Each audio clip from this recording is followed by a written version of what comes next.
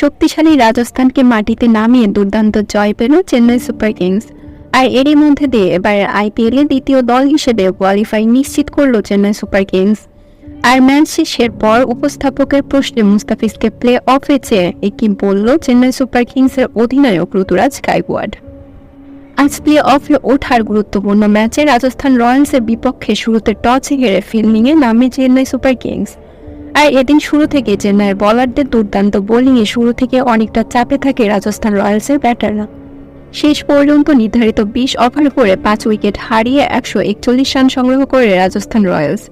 আর 142 রানের লক্ষ্যে ব্যাটিং করতে নেমে চেন্নাইয়ের ব্যাটারদের ছোট ছোট ক্যামিও ইনিংসের ওপর ভর করে 10 বল হাতে রেখে 8 উইকেটের বিশাল ব্যবধানে জয় পায় চেন্নাই সুপার কিংস। দলের হয়ে সর্বোচ্চ 41 বলে 42 রানের ইনিংস খেলে অপরাজিত ছিলেন অধিনায়ক ঋতুরাজ গায়কোয়াড়। আর ম্যাচ শেষে উপস্থাপকের প্রশ্নে তিনি বলেন, আজকের ম্যাচে আমাদের বোলাররা খুব ভালো বোলিং করেছে, যার কারণে রাজস্থানকে 141 রানে আটকে দিতে পেরেছি।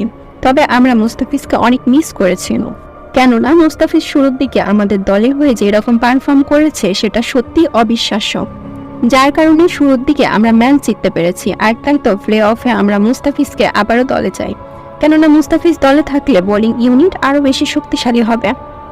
দর্শক, প্লে অফে চেন্নাইয়ের হয়ে মুস্তাফিজকে দেখতে চান কিনা জানিয়ে দিন আপনাদের গুরুত্বপূর্ণ মতামত আমাদের কমেন্ট বক্সে।